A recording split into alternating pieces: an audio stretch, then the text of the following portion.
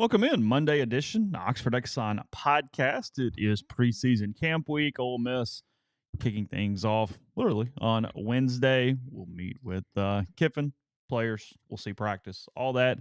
Finally here, about 49 hours away, something like that, as we hit the record button here with you this morning. So a good bit of football today, some other assorted topics as well for a big week. Big week coming up here on the podcast, the site at rebelgrove.com, Juice Fest in the rearview mirror. So all those things and more coming up. Is it bad? I just called it Ole Miss's recruiting weekend, just over and over. Did you? I did. You having a hard time with Juice Fest? I mean, I have nothing against the dog at all. I mean, he's a lovely Labrador Retriever. I just called it the recruiting weekend. Is it Juice Fest? Is it two words? Is it the capital F with no space? You're kind of like that with monikers in general.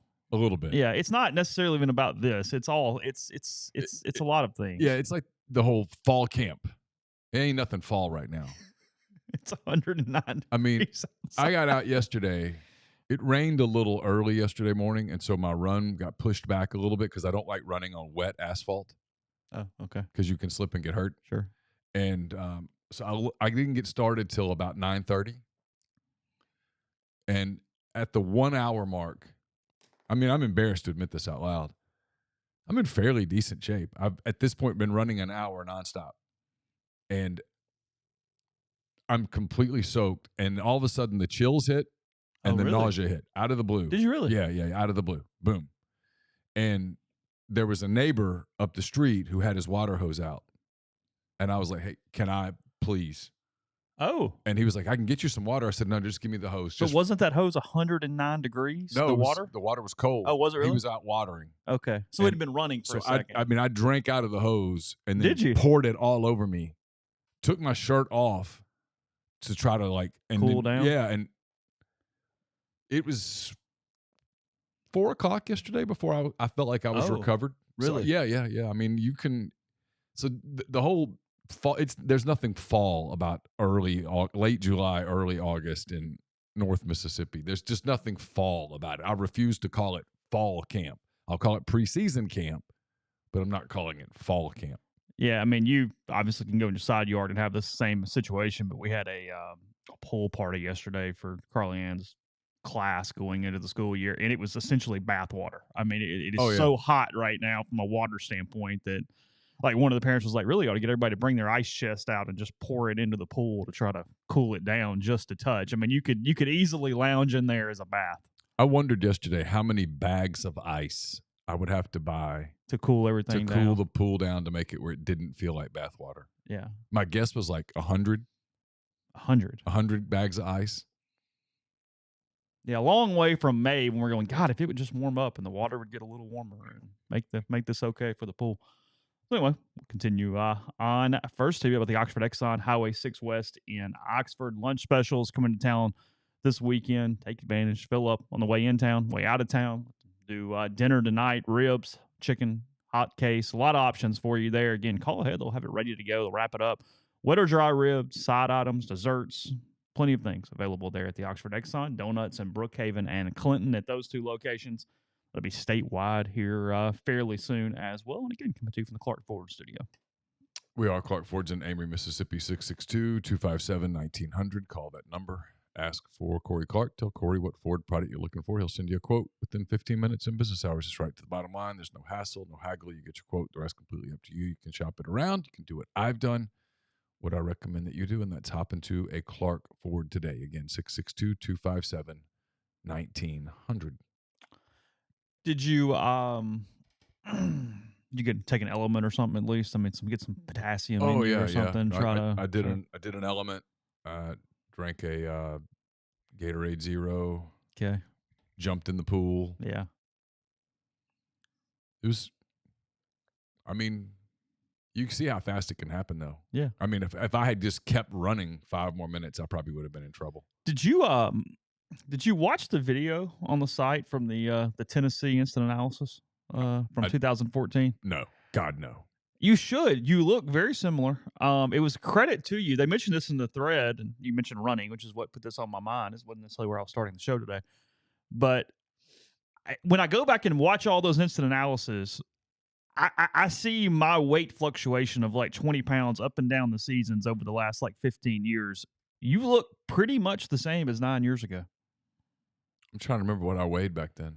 You're a little leaner now for sure. Yeah. But I mean, you're definitely not where, I mean, like it's been a positive 9 years for you, and your face and stuff looks almost completely the same. I would guess I was still over 200. Oh yeah. You're leaner now. Don't get me wrong. Plus you're in like a quarter zip and we're in winter too. It's like late October. I don't even remember that game. No recollection. That's the one where Tennessee had negative rushing yards. It was like 31-3. It was the week after your first marathon, because Jeffrey and I had gone to A&M to cover. Okay. We had gone to A&M to cover A&M, and it was the next week, I think, because Ole Miss went to whatever that was that week. Okay. That's probably why I don't remember it. Yeah, it was like, because I think it was Alabama, A&M, Tennessee that season. I think that was the order. Yeah, I remember Alabama, obviously, and I remember watching the A&M game, and I couldn't sleep, so I stayed up and wrote. I don't remember. Isn't that funny? I don't really remember anything about Tennessee. Oh, really? Yeah, literally like nothing. It's like 34-3, 31-3. Wes Rucker was very upset. His thing that he held on to was that the kid for Tennessee, Derek Barnett, maybe the defensive end, dominated Tunzel on the day. That was his hill he decided to die on for the evening. I just don't remember so that. That was the day. That was the week. I can say that I remember Laramie's career and nobody ever dominated him. Carl Lawson had a really good day against him. He did have a good day. He had a hell of a day. Carl Lawson's a hell of a good player. Yeah. Nobody, yeah, because that was the week after when we were, you weren't there, you weren't here for this. We were in College Station, and Laramie was available to the media. We were talking to him, and this one guy just kept asking him all these Myles Garrett questions, and he wouldn't say anything bad, but his eyes were pointing like, come on, dude. You saw that. Like, no. That I had a day, okay? Yeah. I had a day. That's what happened. It's all good. But he never would say a word, but his eyes would go, no. I got him tonight. It was cool. Yeah, I mean, watching that, Myles Garrett was a non-factor. There aren't too many nights in his career when Myles Garrett was a non-factor. Yeah. No, Ole Miss trucked them that night. That was a strange atmosphere. It was a weird night. Ole Miss dominated throughout, and that was a really good team. That team lost to LSU was the next week. Okay, and then they had the Auburn Treadwell thing. Right. And then they went to the Arkansas abomination in Fayetteville after all that. Right. Yeah, it was those three. It was 9-3. Yeah, it was 9-3 on the season. And then the Peach Bowl. Oh yeah. I remember the Peach Bowl. We're not going to count the Peach Bowl at this point. I remember the Peach Bowl. You know what's funny about that is the only two things I remember the most from the Peach Bowl are just being sick once Laramie got hurt. That took over everything, and I felt awful for whatever that was going to be, because at that point we don't know just how bad it is. We think career potentially issues. Sure. And then two, Jeffrey swiping through Tinder and just completely mentally abusing the poor TCU student worker that was on the bus with us going to the go-kart track as Jeffrey was swiping left and right through the app. I remember that, and I remember the whole 40 thing during the game when he's mind your beat. When he's doing the snarky thing about replace him with who? With what? I mean, you're going to bench Bo Wallace in his last game, embarrass him to do what? Yeah. So that Devontae Kincaid can get some snaps. I mean, what's the motivation here? Yeah. Mind your beat. That's precisely what I'm doing. 100%. I'm correcting you. Don't you have a circle jerk to go to later today? Go ahead and get started. He always got protected by somebody during all those little things. Oh, for sure. And then he got his feelings hurt. Yeah. He did call the principal occasionally. He did. He called him that day because the principal told me to cease and desist.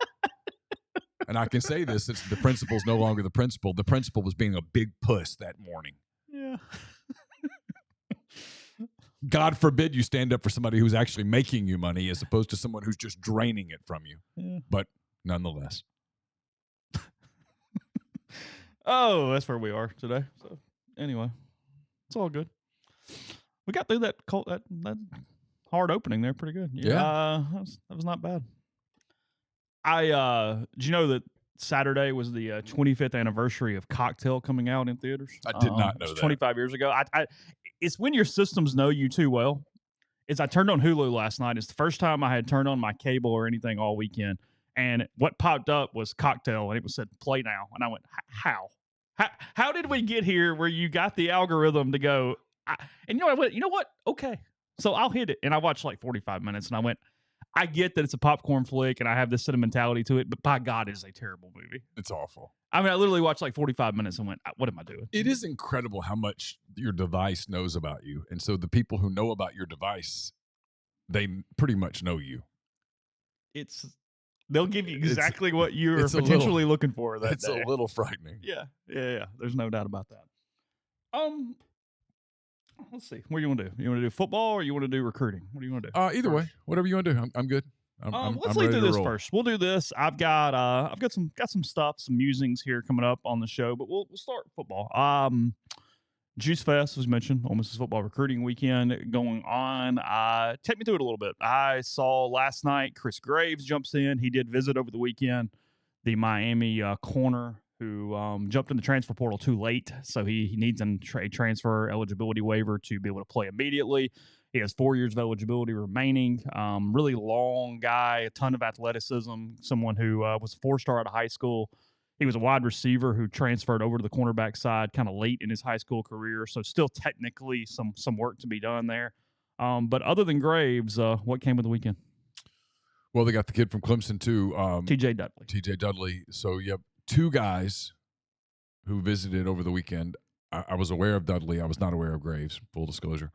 Who were dismissed, basically, from their programs 1 year in. For different reasons, I think. But they both were dismissed, which in the past, honestly, has been a bit of a warning sign, right? I mean, if you dismiss a really talented player less than a year in, you're simply saying, hey, not for us at least, not worth it. I think it tells you a lot, those 2 guys, about the price of business right now. So you can acquire those guys at this point at a discounted rate. You're buying low and hoping that you get a lot of value. It's almost a way of saying, hey, we couldn't have afforded these guys when they were at peak market value, but now they're not. It's no certainty that either of them will be able to play this year. There's various levels of optimism regarding Dudley. I'm not sure about Graves. You wrote last night that they feel good about it. Yeah, Ole Miss thinks that there is a better than 50% chance of him getting a transfer. Yes. I don't know. Beats me. Yeah. I don't know. There are people at Ole Miss who feel confident that Dudley will get a waiver. There are people there who are pessimistic regarding his waiver, but that still feel one way or the other it's worth it because you're getting high-level players that can come in and potentially impact your program down the road. And listen, there's a school of thought. I'm not sure I buy it because I don't think it's Lane Kiffin's nature. But there's a school of thought that there's still everything that's being done right now is with an eye on 2024 when you have a 12-team playoff and a different landscape for college football. This year, it's still a 4-team playoff, and Ole Miss's odds of making the college football playoff are not particularly good, at least in my opinion. Others very clearly disagree. So that that's part of it. And then they had a lot of their commitments come in. Joe Cryer decommitted. It appears that his commitment to LSU is pretty imminent. Yeah. Deuce Knight was here. He said he's going to announce something soon. He's a 2025 kid. Notre Dame, Ole Miss, Alabama, Auburn, Tennessee. I didn't get the warm fuzzies on him as it pertains to what he might do. Trey Petty was here. He's committed to Illinois. He said that Ole Miss had always told him if Damon Williams decommitted, that or something happened there, that they would move on him. They have offered him, so he was here. He's a priority for Illinois. And then there were some other guys that were there. I wrote a good bit of recruiting. There's some recruiting in 10 Weekend Thoughts, which is up on the site. All in all, it was pretty much around the country. Everybody had a weekend, and I thought Ole Miss's turnout was pretty good. Let's see who that. Noreel White was here. He went to Oxford on Friday. He went to Fayetteville on Saturday. I have no idea how things shaked out What's with your him. guess there when it comes down to it? Flip a coin. That's been the weirdest of the year. I mean, I think he likes both programs, and he likes the coaches at both programs who are recruiting him. You know, he's yet to do the decommit thing, which I think everyone is kind of waiting on. I mean, if you made me bet, I guess, I don't know. I couldn't. I just wouldn't. I wouldn't bet. Could go either way. You don't want to take a shot there? You know, he wants to play wide receiver. Arkansas was initially recruiting him as a DB. They have subsequently told him, hey, if you want to play wide receiver, we want you bad enough. We'll let you play wide receiver. Mm-hmm. Ole Miss is recruiting him as a wide receiver. So we'll see. It could still be going on for a while. It doesn't have to be over anytime soon. It's conceivable. It's an NIL thing. I don't know. It didn't sound like it. And No. based on my antenna has not gone up in that way with that one. Yeah. I mean, I feel like sometimes it does. I feel like I have a decent grasp on the general recruiting philosophy for most of the programs in the SEC. And the best I can tell, at least to this point, Arkansas is one that is somewhat conservative / cautious as it pertains to NIL for high school players. They're more interested in using NIL for retention than acquisition.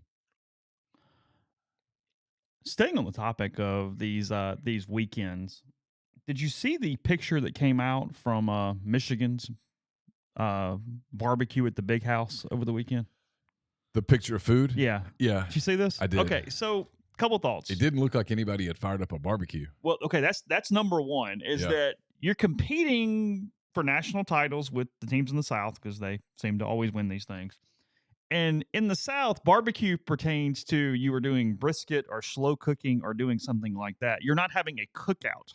There is a difference. You are grilling or you're having a cookout if you're doing some of the things on the plate. Although, honestly, you're not doing either of them if you're serving Cisco chicken tenders or whatever store frozen bag the chicken tenders came out of. So recruited Michigan over the weekend. Again, they call it barbecue at the Big House. I didn't make the name up. They did. Right, which implies that, hey, I'm expecting pulled porks and briskets and sausages and if you tell me that we're hey, having a barbecue. We're having a barbecue. Yes. My anticipation when I arrive is that there's going to be smoke.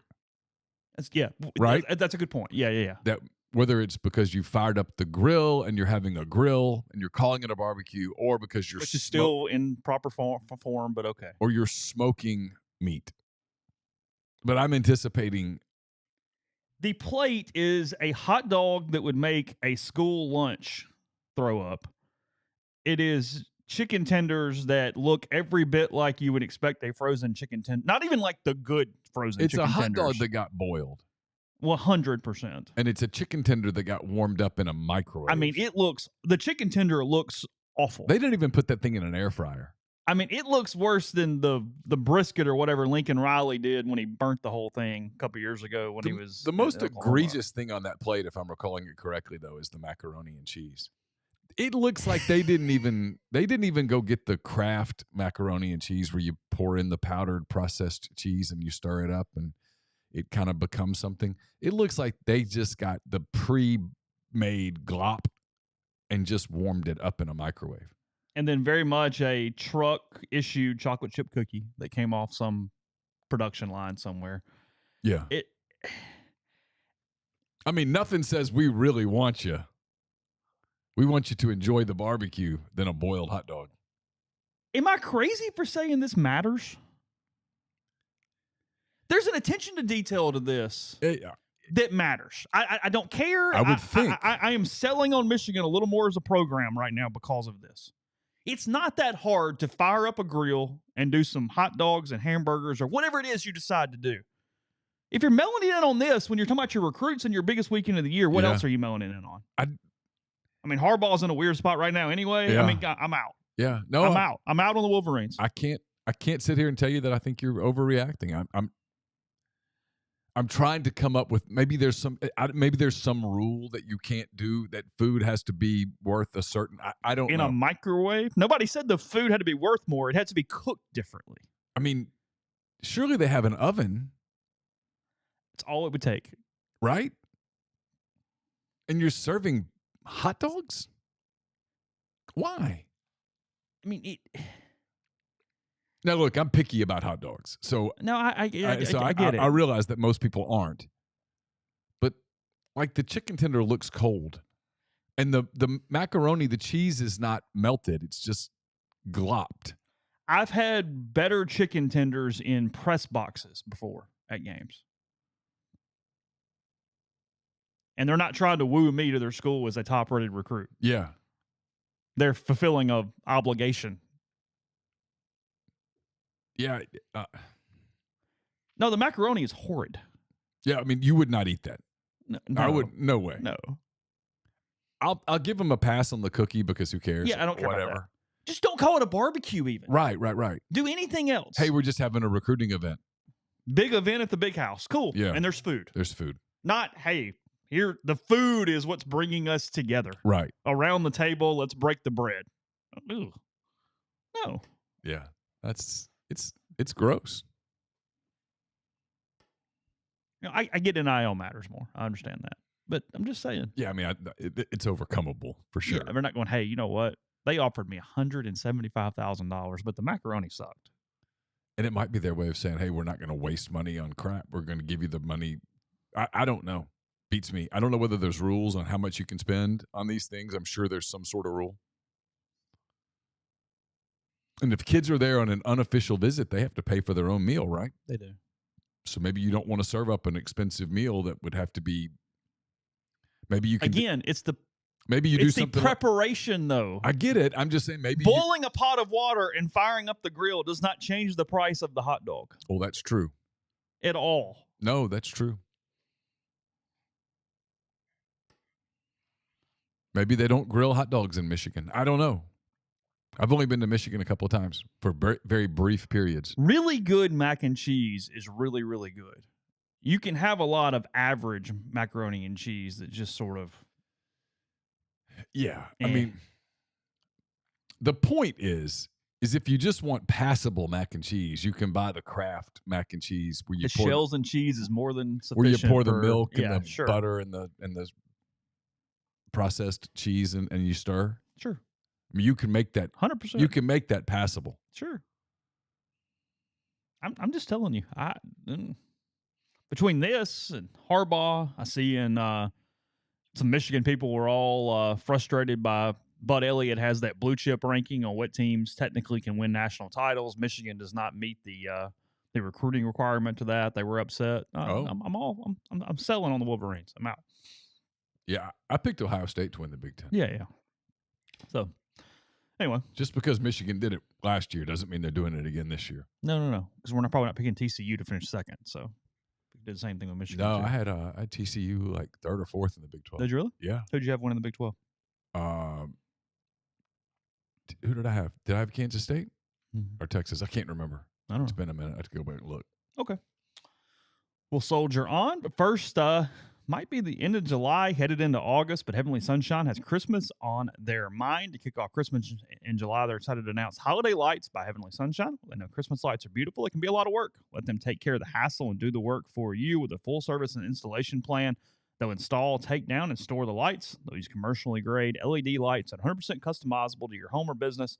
And they'll take care of the lights and while you take care of the gifts. So book your free estimate before August 31st. You mentioned MPW10 for 10% off. They've been serving the Mid-South over 4 decades. That includes Oxford. They also do residential property maintenance, including power washing, soft wash, roof cleaning, facade cleaning, and window cleaning. Again, that's heavenlysunshine.com, 662-342-1203. We're also brought to you by our friends at Comer Heating and Air, Southern Air Conditioning and Heating, different names, same great products and services. If you live in Oxford, Batesville, Tupelo, or the surrounding area, call Comer 662-801-1777.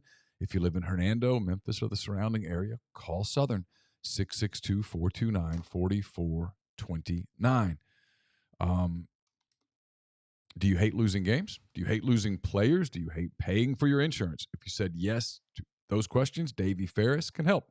Davey is partnered with the Grove Collective. We'll be donating 20% of all commissions, 10% of all renewals on both personal and commercial insurance policies.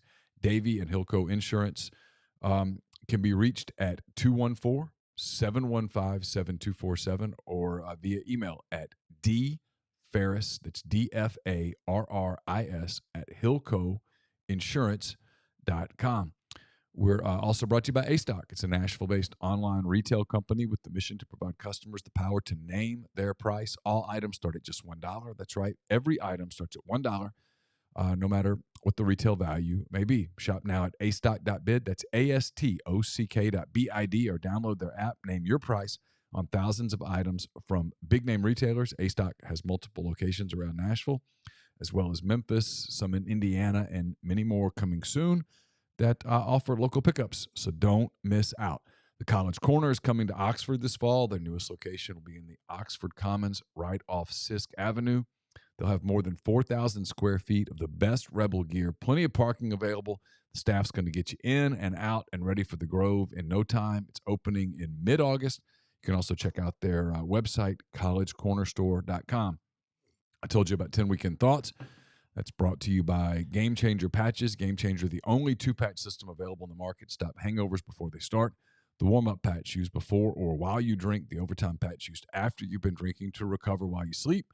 The all-natural ingredients will keep you in the game, ready for your next play. So go to GameChangerPatch.com, promo code RebelGrove20 at checkout for 20% off your purchase.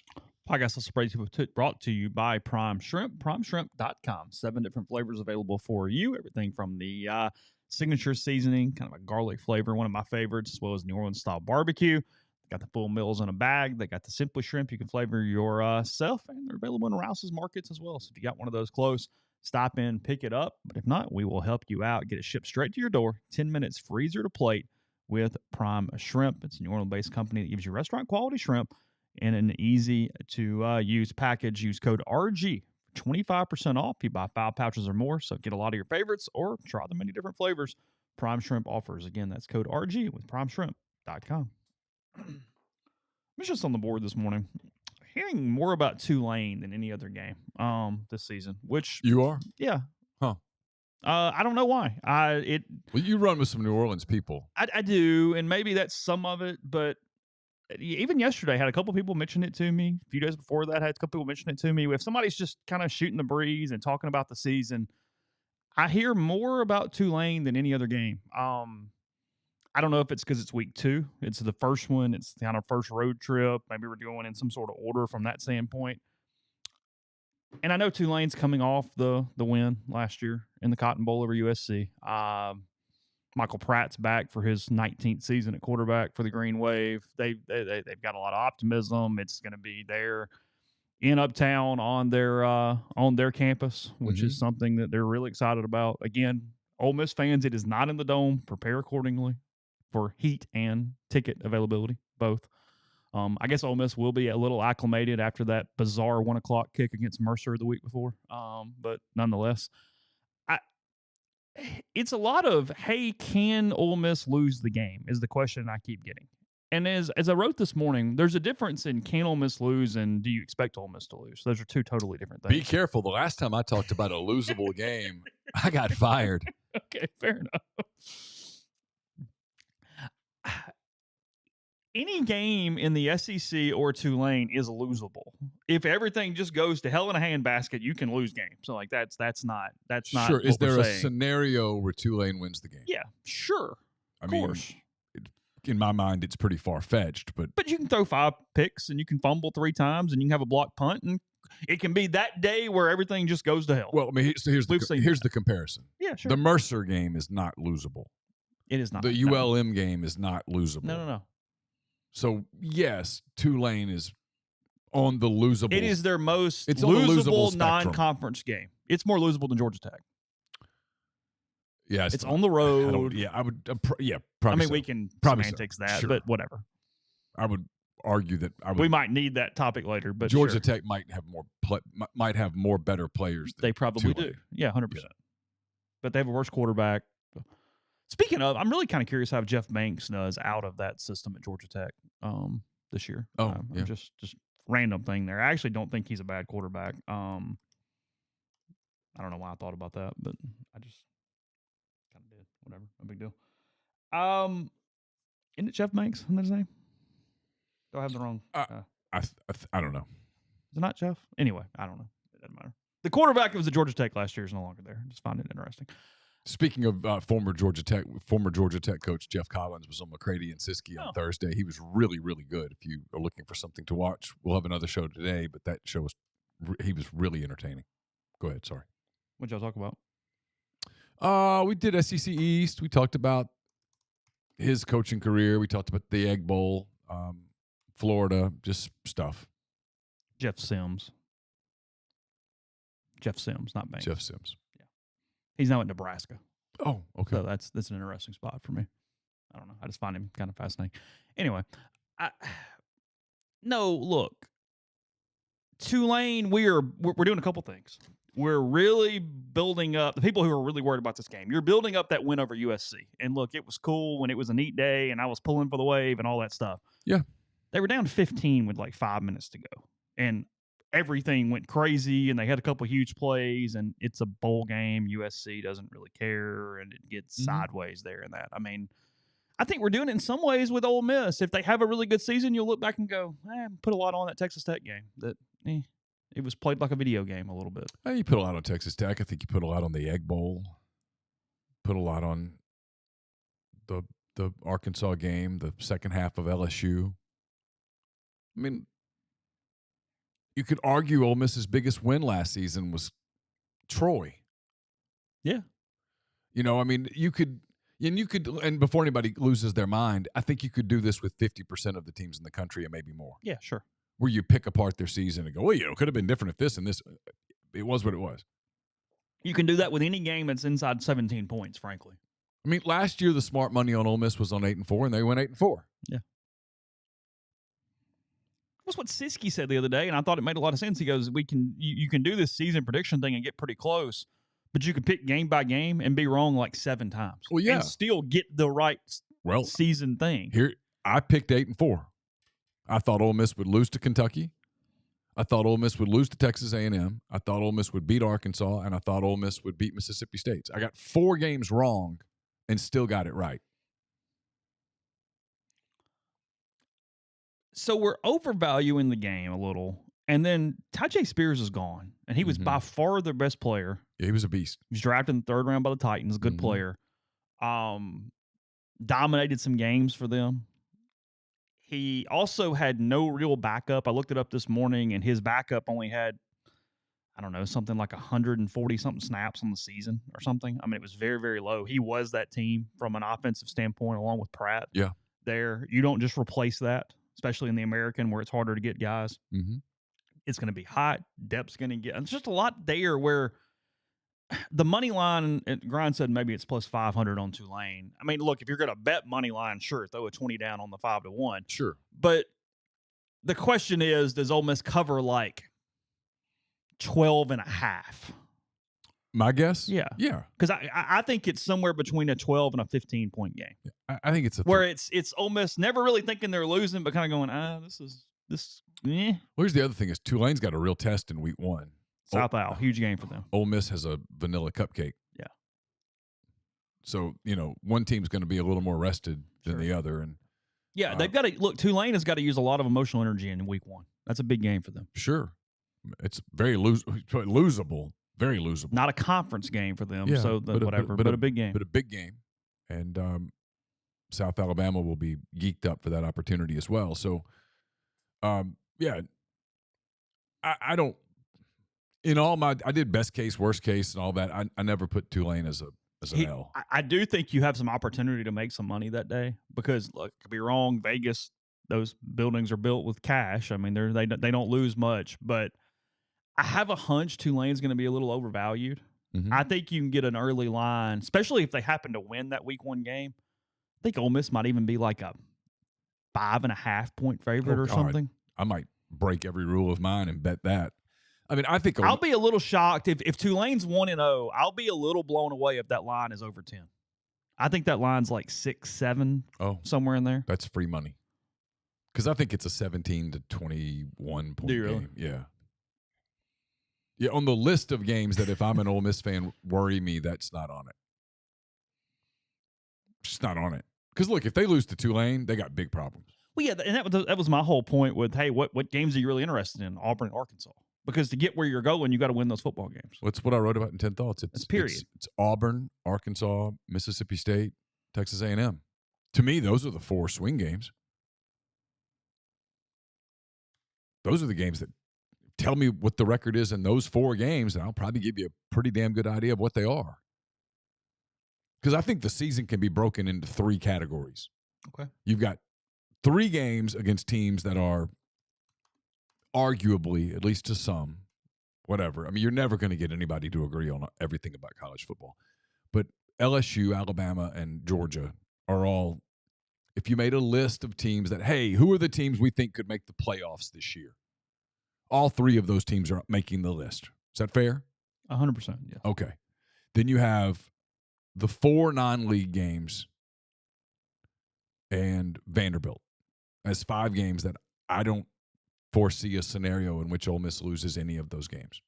So that's 8 games. And then you have the 4 games that I just referenced, Arkansas, Auburn, Texas A&M, and Mississippi State. I think it's in that order that Ole Miss plays those games where you can make a very rational argument for those games being toss-ups. Sure. I wrote about this in 10 Thoughts.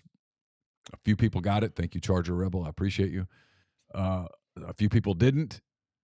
But historically, it's right here. Hold on. Let me turn it. What are we doing? So I pulled this up. I did the list. Okay. I went back to 2012. It was Hugh Freeze's first year. I think it was A&M's first year in the league. Ole Miss has never won all 4 of those games in one year. They've never lost all 4 of those games in one year. But they've never won all 4.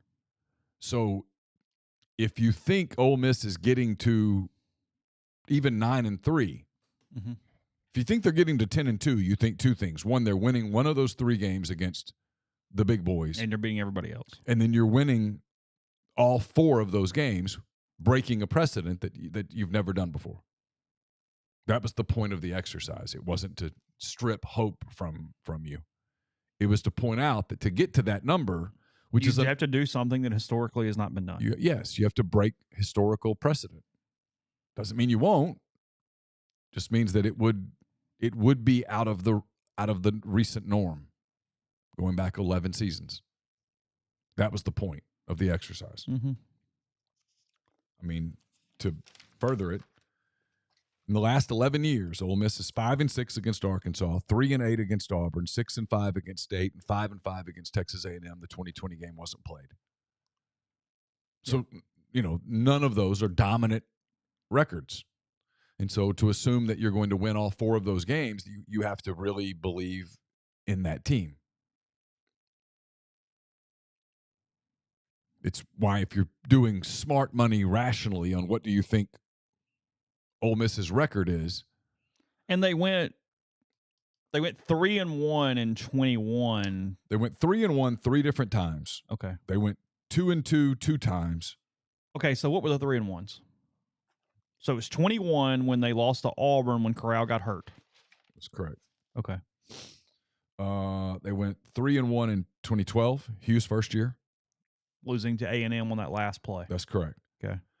They went 1-3 in 2013. Yep. 2-2 in 2014. Yep. 3-1 in 2015, which is the Brandon Allen game. 1-3 in 2016. Okay, that's good enough. Okay. We got through the 3-1s. Yeah. So in all 3 of those, they had an extenuating circumstance why they didn't go 4-0. So sure, I mean whatever, but at the same time, haven't done it. Yeah. That is crazy how close in those different ways that was. Yeah. Those were, good teams. The 2012 team played above its head pretty much the whole year. That 2012 A&M game, that might have been the most upset I've ever seen the message board, which is a comment that I understand the gravity to that. Hugh not doing the quarterback sneak from under center. Yeah. On that 4th down. 2015 was a really talented team, and 2021 was a really talented team led by a red-hot quarterback. And, you do the injury thing, and Tyler's made this point, which is why the whole WL thing is impossible because you don't know how healthy the team you're talking about is going to be. You don't know how healthy the other teams are going to be. I mean, it's conceivable that LSU comes to Oxford completely decimated by injuries. It's also conceivable that by that point you're decimated by injuries and they're healthy, and it's, you know what I mean? I mean, there's no way to know.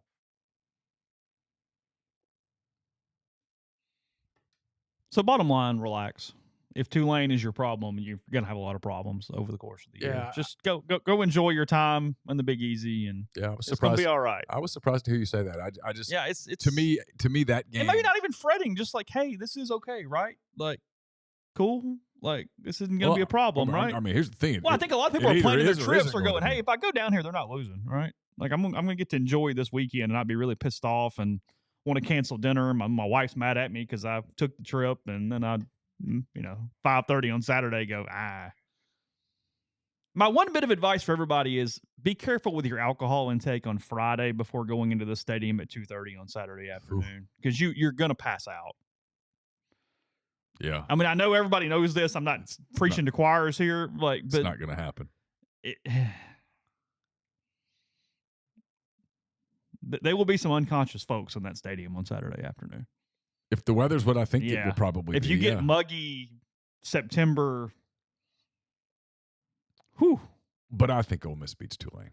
I don't think it's a particularly close game. I mean, Tulane did lose to a UCF team last year that wasn't great, and to Southern Miss. Yeah. Lost to Will. Yeah. It's gettable. Yeah, well, yeah. I mean, again, I just, I think the season can be broken into those three things, and you have to have a conversation about the three games against the best teams on your schedule. Two of them are on the road. You got to go to Georgia. To say that's a daunting task is an understatement. You've got to go to Tuscaloosa, which historically has been difficult for Ole Miss. Ole Miss is 2-9 against Alabama in the last 11 seasons. And you play LSU at home. And it just depends on their varying opinions on LSU. I'm super high on them. Others are not quite as high. We'll see. And so if you don't give Ole Miss a win in those three games, sure, then those other four games determine everything from 5-7 to 9-3. And if you meet in the middle, well, you know where you get. It's where I think the safe money on Ole Miss this year, in my opinion, and this pisses people off for some reason, it's the 7.5 mark. And if you're Vegas, that's where you put the number, I think. So a couple things here from the stream before we go to break. One, no, we're not going to do the Vanderbilt thing. I mean, again, same thing. Ole Miss is going to win that game. Because here's the thing. Nobody's asking me, is Ole Miss going to win the Vanderbilt game? Like, I'm using this as a reason. I didn't just wake up this morning and go, hey, you know what? I'm gonna talk about the Tulane game today and create this narrative. I mean, it's just something that has shocked me as time has gone on the last couple weeks. And then there was also another one here that I wanted to find, and it's Hardman, and I understand his point. He goes, we weren't worried about Wake Forest back in the day, Memphis until Rob got hurt, or BYU that year. Well, number one, BYU was during the Houston Nutt catastrophe. That doesn't count. And even then, Nick Brazel catches the ball over his shoulder and they win the game. It was like 7-6 or 14-6 or something like that. I don't remember what I thought before the BYU game. I assumed that I thought it was losable after watching that team in preseason camp. That Wake team won in the ACC out of nowhere and went to the Orange Bowl. Like, okay, but that just happened. I mean, okay, I don't know, whatever. That was also two things. That was Ed Orgeron in 2007 when he practiced the team before the game when a scrimmage. And 2008 when Houston was still trying to teach them that they were not pieces of crap who could never win a football game. Because he had to mentally correct that team. Yes, for sure. Both those teams are true. And then that was a really good game that year in Winston-Salem, though. It went back and forth. Riley Skinner and Sam Swank. It was a good game. Yeah. It was very entertaining. It was a good game. You get to go back next year, 2 years from now, whenever that is. Oh, yeah. Next year. Yeah. And then, yeah, sure. To 2015, Memphis was okay. I mean, that's a pretty special. Yeah, I mean, come on. I got no words there. But so I understand what you mean, but this does not feel like that. No. You very clearly talked to many, many, many more Ole Miss people than I do. That's the I think they're playing in trips, and they're just running through that little bit of anxiety going, hey, this is just going to be a cool weekend, right? I think it's just looking for that confirmation as they're booking hotels and things to go, hey, this is fun. I mean, I guess in worst case scenario, you're in New Orleans on a Saturday night. There's worse places to be. Sure. If you need to forget something, then have at it. That's the place to be. We'll do it. Podcast brought to you in part by Northeast Spark, NESPARC. Service people across rural communities. 2 packages, the Ignite, the 100 Mbps, or the Blaze, the 1 gig that powers the Clark Ford studio. Your hometown team bringing you world-class broadband. That's NESPARC.com. 662-238-3159. Phone service, phone controls, network security, wireless mesh extender, and more. So call the office for details. Again, that's 662-238-3159. We're brought to you by Dead Soxy, the best socks you'll ever put on your feet. We'll have Dead Soxy sponsoring our post-game show again this fall. Go to deadsoxy.com, get the promo code Rebel Grove, and you get 25% off all non-licensed products. We're brought to you by Pinnacle. They're based in Jackson, Mississippi, but they've got clients in more than 20 states, advisors in multiple states. They provide detailed, specialized investment management, financial planning, retirement planning for individuals and businesses, and much more. At Pinnacle, investing is treated like a commodity. Decisions are made using objective information and research, not emotions. So regardless of your level of wealth, Pinnacle will sit down with you, listen to your goals, study your expenses, and put forth a comprehensive, detailed financial and retirement plan built just for you. It's mypinwealth.com, MYPINN wealth.com. And we're brought to you by John Edwards, Regency Travel Incorporated in Memphis. If you're thinking about maybe a holiday trip, maybe you're planning a long weekend around one of the football games, whatever the case may be, get in touch with John. Give him some parameters. Give him a budget. He'll give you some options. And know this, you don't have to live in or near Memphis to take advantage of his services. 901-494-3387 or send him an email, jedwards@regencytravel.net. First-time clients can save $50 off their first booked trip just by telling John you heard about Regency Travel on the podcast. And we're brought to you by Opa. It's Oxford's newest Greek restaurant on the square. It is a perfect place for a company dinner, a festive party event, fabulous food, great craft libations as well. They can accommodate up to 200 guests at Opa. For catering or booking information, contact Jeannie at 601-421-7147. Chris Lowe with a story on ESPN.com this morning about schedules in the country for 2023. Ole Miss listed as the second most difficult Power 5 schedule this year. That is not a surprise. Florida coming in at number 1. Yeah, so if Florida's you already was low brutal on the Gators anyway, then there might be even reason to be lower. Florida opens the season on the road against Utah and then closes at home against Florida State, which is ranked number 3. In between, the Gators have trips to Kentucky, South Carolina, and LSU. They face Tennessee at home, and they're in Jacksonville the week before visiting LSU on November the 11th. If you're counting, that's 6 preseason top 25 opponents with 4 in the top 15. So good luck, Gators, on your rebuild there with their schedules. With Mertz at quarterback. Good luck. And some of the games on their schedule that their fans go, W. I look at it and go, I don't know, man. I mean, you lost to Vanderbilt last year. I mean, You lost to Vanderbilt. I mean, take me through their schedule again, and I'll tell you. You lost to Mike Wright last year. I'll tell you what games are losable. Tell me the Florida schedule, and I'll go what's losable. All right, let me get it actually up. Let's see.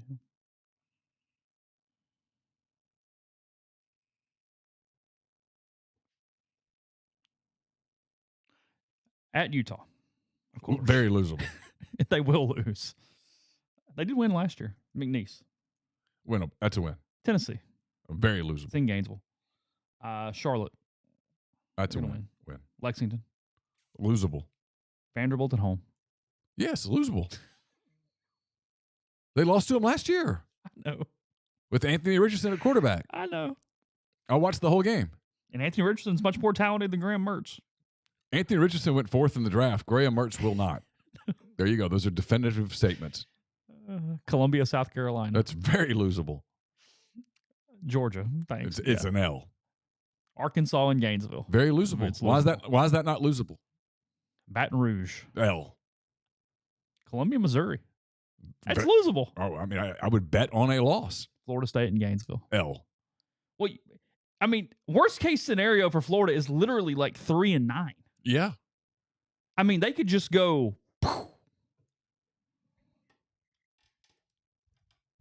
I mean, this is a brutal slate. Yeah, they could lose a lot of those games. I'm not saying they will lose all those games, but they could, certainly. They could lose at Missouri. They could lose at Kentucky. They could, yeah, of course.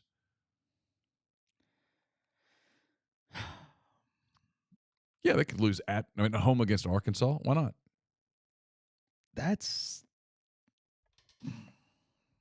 I've watched a lot of Graham Mertz. That's the thing. I mean, Graham Mertz never set the world on fire. No. You have seen some Graham Mertz. I've watched a lot of Wisconsin football, so shoot me. Sometimes I feel like shooting myself when I'm watching those games. There's nothing dynamic about Graham Mertz. Anthony Richardson was pretty dynamic at times. Now, he did some boneheaded stuff, but no one cares at all about this at all. But the other side of the spectrum, the easiest schedule in college football this year is Boston College. They went 3-9 last year. They do face Florida State, but they missed North Carolina and Clemson, and they have just one preseason top 25 team on the schedule. Also of note, Georgia faces just one top 25 team on their schedule, away from home, sorry. That's Tennessee. Tennessee, yeah. Yeah. So the Bulldogs, for an SEC opponent, have a very manageable slate. There's a scenario, depending on how high you are on Tennessee, where that game in Knoxville like Armageddon. is just absolutely crazy. Are you rooting for that? Or does that mean pulling for Tennessee? It means pulling for Tennessee a few times, so I'm probably not rooting for it, but yeah, if the alternative is Tennessee running through things and winning, Georgia can just crush everybody and we move on with our day. If you promised me this, if you promised me Tennessee at like 10-0 when Georgia comes to town, but then gets popped, and then it's like 49-3, I mean, where do I sign? You'll take all the crap through 10 weeks just to get that week, knowing that yeah. Sign me up. Knowing the bulldozer is coming. Sign me up. No, I don't think because our crowd shots would be so good in the second half. Well, I would just enjoy watching a certain person on X. Just I pull it up. Is popcorn? It's X now, right? It is X now. Yes. Okay.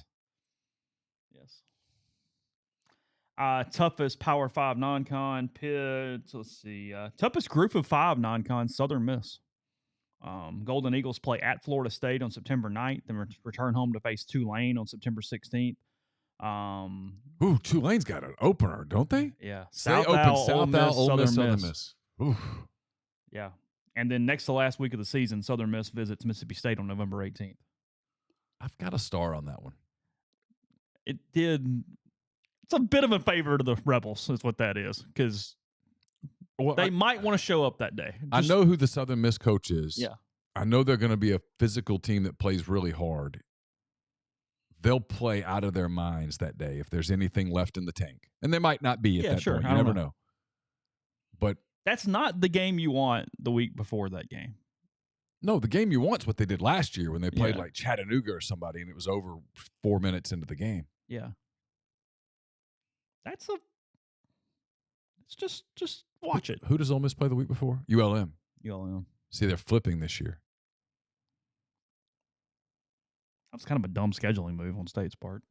Yeah. What are you doing? Well, like last year, you figured it out. Play nobody 5 days before.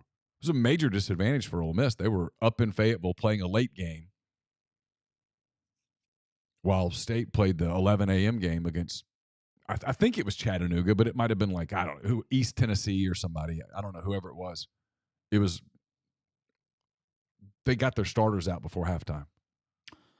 If you're really high on USC and you're putting money on them to win it, their close is what you got to be concerned about. It's brutal. They have 9 straight games without a break, and they face Notre Dame, Utah, Cal, Washington, Oregon, and UCLA to close. You can listen to Antonio Morales talk about the Pac-12 on the Oxford Exxon Podcast extra there on the site as well. Kentucky has the cushiest open to a season. Arkansas has the worst road schedule in the country. LSU, Ole Miss, and Alabama among that, as well as Florida. That's rough. Are their 4 games there. Kentucky's close is not easy, though. The finish of their season is very difficult. Wisconsin has a really easy road schedule, so if you want to bet some over in Luke Fickell's first year and believe in them at all, you can think they can snag some road games if you would like. Also, Oregon State has a really easy road schedule, so if you like the Beavers and what Jonathan Smith has done there in Corvallis, that would be one to put a mark next to. I'm not sure what their season over-under is at Oregon State, but I'm taking the over. They're legit. You can't have a bye mixed in with this. So Washington, the hardest 3-week stretch in college football this year. Over a 3-week stretch, they are at USC, Utah, at Oregon State in 3 straight weeks. Okay. I think that's giving the Pac-12 a little too much credit, but sure, I can find an SEC stretch that is more complicated than that. I promise. I probably can find 5. Yeah. There's no doubt there. And then somebody says the culture shock game of the year has to be Auburn traveling to Berkeley on September the 9th. Hugh finally gets to make the trip. That's good. Yeah. He didn't get to go last time. No. He spent the next day on the golf course with me drawing up plays on what Phil Longo did wrong on the back of the scorecard. He's very frustrated that day. He's recruiting well. He is. Oh, gosh. See, Mom, sometimes I listen. If you can't say something nice, don't say anything at all. So I found something nice. They flipped a couple of 5 stars. Should Tennessee be on upset watch in between games against Florida and South Carolina? They have a game with UTSA. No, not buying that one. I mean, I buy that as much as I buy Tulane beating Ole Miss. Okay, that's fine. Just curious. And then week 8, one that has been circled that if everything falls right, really good day of viewing here for week 8. Tennessee, Alabama, Ole Miss at Auburn, Michigan, Michigan State, Penn State at Ohio State, Wisconsin at Illinois, Utah at USC, Clemson at Miami, Texas Tech at BYU, TCU at Kansas State, and Texas at Houston, all in week 8. Oh, same day the Cubs play an NLCS game, probably. Oh, yeah, 100%. Sure. 100%. Yeah, that's exactly right. what's going on. So, anyway, September 9th's a good slate. Week 8's a good slate. Got several weeks. Who else on September 9th? Let's go to it. Let's see. We have time. Give me 1 second. Yeah, Berkeley's kind of weird, Grind. It's kind of out there. Is it? Yeah, it was. I mean, the environment at the game was just kind of blah. It was fine.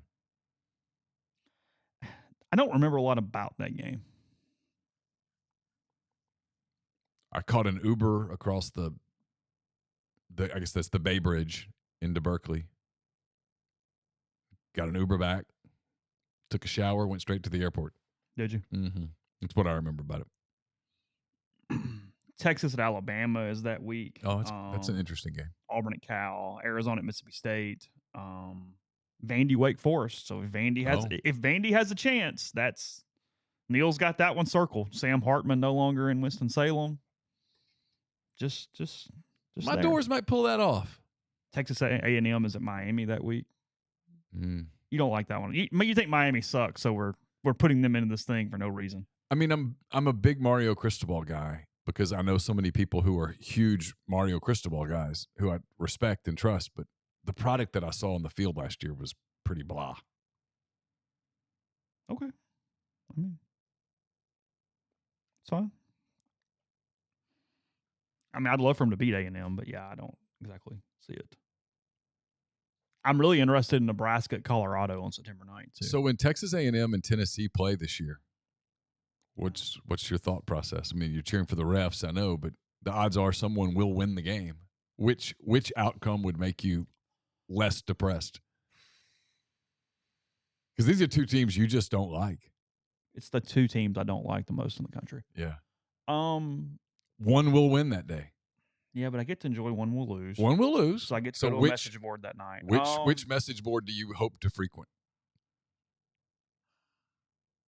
This is a no-brainer for me. I'm pulling for Texas A&M. Yes. Pulling for Texas A&M. Because I like the Texags guys. Even when they're kind of obnoxious, I like them. They're nice people. The Tennessee beat, on the other hand. Yeah, no, it's Tennessee is the better message board to go to after a loss. I get the Rucker part.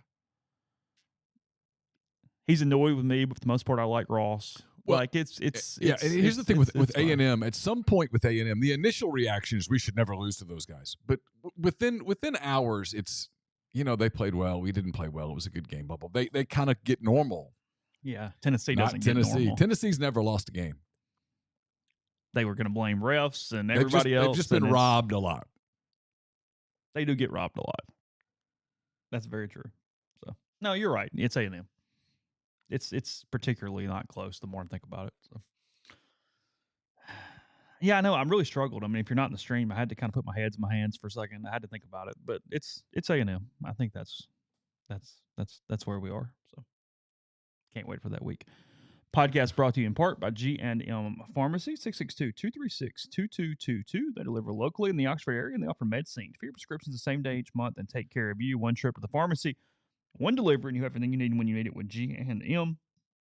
Again, so whether it's Tyson Drugs or G&M, 662-236-2222. We're brought to you by Service Specialist Staffing and Recruiting Agency. They'll be sponsoring Neal's Picks again this fall. That will start in like 4 weeks. They've been connecting great job opportunities to candidates since 1967. If you're on the job hunt, if you're seeking an entry-level position, or you're a seasoned professional, they've got opportunities across the board.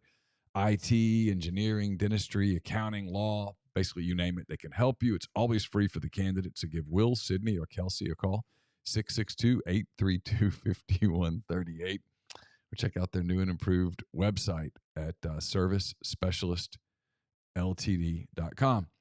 Get the beautiful and healthy smile you deserve at Corinth Dental. Dr. Bubba McQueen, Dr. Jenny Beth Hendrick are devoted to restoring and enhancing the natural beauty of your smile using conservative, state-of-the-art procedures that will result in a beautiful, long-lasting smile. From routine checkups to advanced treatment, including implants and Invisalign, Corinth Dental is here to help you achieve your smile goals. Schedule your appointment today. Take the first step toward a better version of yourself. It's corinthdental.com. And are you a displaced corporate executive wanting to put your career in your own hands? Are you an experienced entrepreneur looking to diversify? Andy Ludicky can help. He owns multiple franchises and businesses and uses his expertise to help others find their American dream through a very thorough and free consultation process. So call Andy, put your life and your career in your own hands. It's 100% free. You've got nothing to lose. It's myperfectfranchise.net, or contact Andy at myperfectfranchise.net. Or call him at 404-973-9901. And Southern Traditions Farm is a 68-acre, 32-stall upscale equestrian training and boarding facility in Canton, Mississippi. 2 sand rings, a grass ring, miles of wooded trails, so much offered at Southern Traditions, including horseback riding offerings, from beginner lessons to buying your first horse and competing at nationally recognized competitions as well. So under the anyway, get in touch with them. It's also a great place for events and things of that nature. Get in touch with them on Facebook or Instagram at Southern Traditions Farm. Grind's right. Ole Miss Tulane total 76.5. That is huge. That's 40-35 not covering the over. Yeah, it's a big number. But if you told me Ole Miss scored 50 points that day, I'd buy it. Then it would go over. So you're thinking like 49-31, 49-27, 49-24? Yeah, I mean, something like that? Something like that. I just kind of seen those games, the Tulanes of the world. We do this all the time, and then they just can't stop a bunch of SEC guys from scoring. And then they start chasing points, and they have turnovers. They throw a pick, and it gets weird. Yeah, because, I mean, in that heat, if Ole Miss can run the football like we expect Ole Miss to run the football, they're going to lean on them for 4 quarters, and at some point, it's going to tire out. I mean, I would think, yeah. At some point, you get tired of tackling Judkins, and it just gets... And Pratt's good, and so they're going to get some points. Yeah, sure, he's good. Yeah. No, he's legitimately a good player. I've heard people do that. Well, he was supposedly so good when they came to Oxford that day. 2 things. It's been 3 years. 2 things. That was a really good Ole Miss team. And 2, that was a Tulane team that had been in a Birmingham hotel for 5 weeks, and they had just found out they were going home after that game. Oh, that's right. Yeah. You can't tell me that they weren't just a hair distracted. Not that it mattered. Ole Miss was going to destroy them no matter what, but you get my point. You didn't see Tulane's best game that day, and they weren't a particularly good team. MLB trade deadline going on. Two things here. One, where are we falling on the Angels buying? I've got a take that most people will be surprised with from me. Okay. I think you owe it. Analytically, everything says sell. Yes. But emotionally, with your fans, and people matter, you have to go for it. You have 2 more months with Shohei Ohtani. They've played well enough to at least have an outside degree of hope. You're within striking distance of a playoff bid. I think you're 4 out of the wild card. Yeah, that's striking distance. Yeah, sure. You can make up 4 games in 2 months. If you sell, the message you send to your fans is that you don't care about them. No, this makes more sense than simply keeping him and not making a push. Once you decided to keep him and that selling was not the move, I think you do have to buy. Yes. You can't just go, nope, just standing pat and avoiding the consequence at all ways. I don't think that's the move. So they sent 2 pitchers to Colorado yesterday, picked up an outfielder. Because CJ Cron. Yeah, Cron gives him some pop, especially if he's healthy. 4 out in the wild card, 5 out in the division. Division that includes the Rangers, who just picked up Max Scherzer yesterday. And they are absolutely going all in. And you have to. You're right there in the same division with Houston. You've got a team that's overachieved, that's played really, really well. You've got to go for it. Mets appear to be selling, obviously.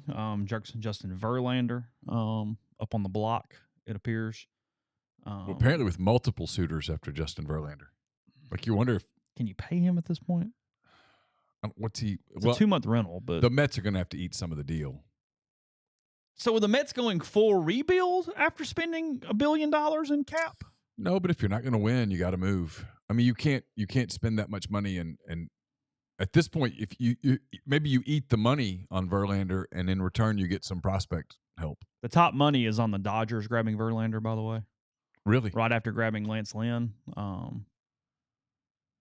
watched Lance the other day against the Cubs.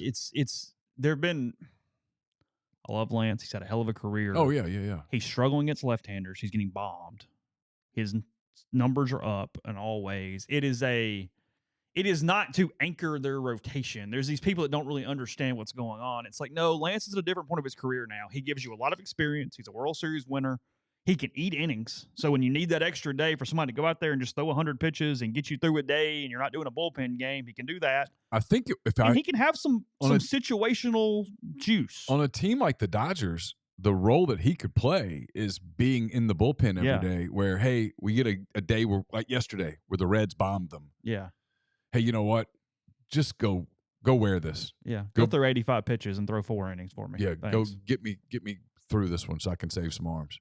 Yeah, and he's a great security blanket for that. He's got a rubber arm. He'll throw and throw and throw and throw and throw. And occasionally you'll get a good outing. His last outing against, I guess it was against the Cubs that I saw. He may have had one since then, but you could just tell that Father Time was starting to finally take a bite. He looked really good against the Braves. That's been about his only pretty generous start in the last month or so.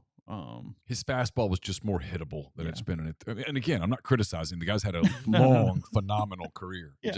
You could tell that he has People aged. who haven't been following it, though, saw the trade and went, oh, wait, and went, no, hold on. Here's what's kind of going on.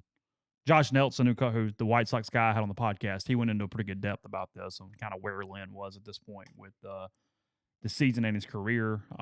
Dodger Stadium is not a lot better than I guess, was it US Cellular now, whatever it's called.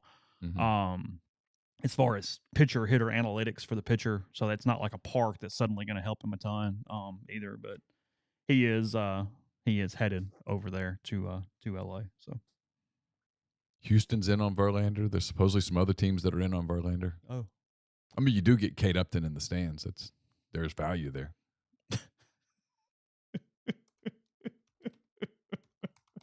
mean, she'll go to your playoff games. Is there value in that? Yeah. I mean, sure. Some residual value there, of course. Okay. I saw this stat the other day, and I wish I could find it, and I can't. Because I don't remember the exact exit velocity that it was, but it was one of those analytical sites for Major League Baseball. And whatever the cutoff was, it was like 110 miles an hour exit velocity or whatever the number. The Braves had like 150 of them so far this season, and the next closest team was like 62 or something. It was they're miles more than the next team on hard contact. They're an elite team. It's I watched a good bit of their series against Milwaukee this weekend, just kind of doing work and up here writing recruiting and had games on and stuff. They're just a remarkably good team. They really don't have any flaws. They don't have any weaknesses. You can pick apart their pitching, sort of. I mean, you can do that with everybody, yeah. right? I mean, there's offensively, Jesus. There's just no team in baseball that you look at and go, oh, that's a perfect team. I don't even know that that's possible. Yeah, that doesn't. In a 162 game season. But no, their lineup is just it just wears you down. They have one quality at bat after another, and they have so many guys who make hard contact consistently. Austin Riley's emergence and improvement and stuff has been really remarkable. What he does. Well, because he plays in that lineup, he gets to see a lot more pitches than he would if he played in some others where he's so protected, where you could pitch around him. Yeah, and what do you do? I mean, usually he's the lesser of evils, and so you're like, okay, well, let's pitch to him, and he can hurt you, obviously. Ohtani in the American League, I saw his odds of winning the MVP have gone to like plus 10,000 or something. It was a number where it made it unbettable. Yeah. And there's 35% of the season left, 33% of the season left. You looked at his numbers? Well, I know. It's just amazing that it is completely clinched. I mean, he leads the American League in like every stat. Just everything. He's incredible. Had a doubleheader the other day where he pitches a shutout and then hits 2 home runs. I mean, that's what you do in like when you're 13 and the best player in your league dominates. You don't even see high school guys do that very much. Think about it. You cover a lot of college baseball. How many college baseball players dominate two-way? No, and hardly ever happens. He's doing it in the major leagues. Orioles now a game and a half ahead of the Rays, despite the Rays' run differential being 88 runs higher than the Orioles. It's kind of fun there in the AL East as Baltimore is taking control of or not control, but they are now up in that division. So Braves leading the major leagues at a plus 151 run differential right now. Dodgers at plus 88 are second in the National League. That's the team we're sleeping on. LA. Yeah, a little bit because we're just used to it. Well, it's also because Atlanta's been so good, and the West has been an interesting race with Arizona and San Francisco hanging around. People are sort of pulling for Cincinnati because it's fun. Oh, they're good. You think they win it? Brewers only half game out. Brewers are half game out. Cubs are 4 out. Everybody else is out.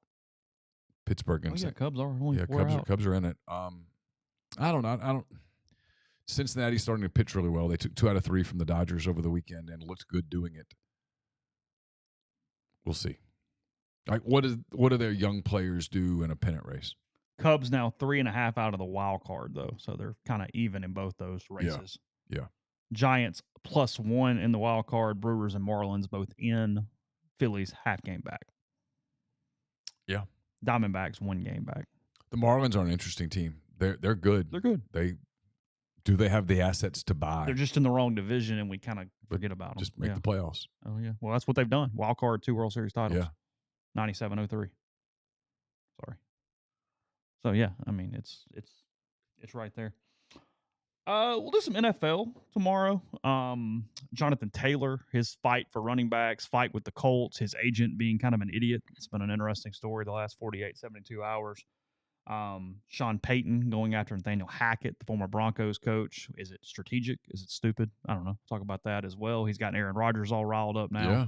they play in week 5. I was not going to be interested in Broncos Jets in week 5, and yet here we are. Now I am. So Aaron Rodgers signing off on a lot of money for the Jets to go build around him. The Jets are an interesting team. Do you buy the Jets as a Super Bowl contender?